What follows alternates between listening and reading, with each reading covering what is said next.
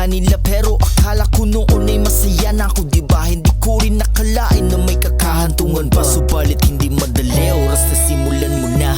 Madami kang matututunan pag ginakbangan mo na. Kahit palipat-lipat pa ay minsan merong aberya. Gamitan mo na ng diskarte, maglako ng paninda. Kinilusan ng maigi, di pwedeng magpahinga. Kumakalam na sigmura, saka na yan may kayod pa. Kahit na paunti-unti makatawid lang, ayos na mahalaga ay kumpleto. Kahit pagod ka na, kaya pinilit makabangon. Sabay sa alon, hinanap-hanap ang sarili kahit saan umabot. Basta may pandangal ka lang, bit-bit makakaahon. Iba pa rin na may respeto at sa Diyos may takot. Minsan na rin nanalog ng Panginoon na limot. Tinatanong na rin ng Diyos, ba't ganito pagsubok? At paunti-unting patakluwa biglang bumuhos. Nakikiusap na sa Diyos, kailan makakaraos? Ganito na lang palagi kung hindi kikilos. Kaya naman nagpursige, makawala sa gapos. Imbes na kitilan na buhay sa isip mali-mali, nilaban ng sarili kahit nasawi-sawi. Di ng pananamalakas kahit ang puso ay punit. Talbos kamote ang ulam, bukas ay pwede na ulit. Minsan kape, asin na toyo, sige pumili ka dyan.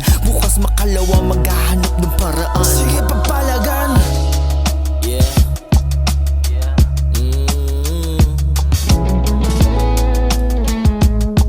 Yeah.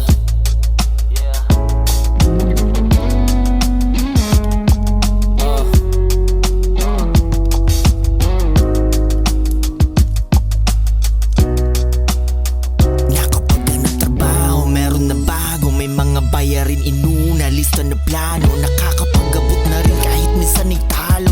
Hiwalay na bayarin ito sa'yo 1,000.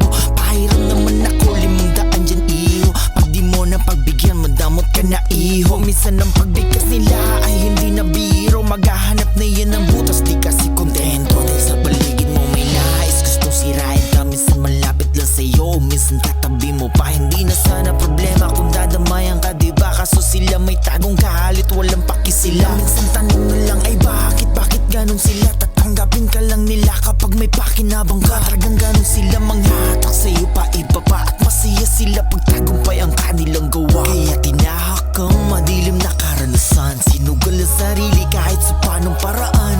Tugo at pawis kaya kong ipagyabang. Lumaban ng patas, yan ang kinalakihan. Kinilusan yan, walang gamit na panlamang. At hindi minadali, mas lalong di rin nag-aba. Kumalaw to ng kuhusan na walang nakaalam. Ngayon sino ba yun nagsabi na hanggang dyan ka na lang? Kaya hindi yun hadlang para huwag umakbang. Mapait man dinaanan pero papalagdan. Sila ang dahilan kung bakit lumakas ang panloob.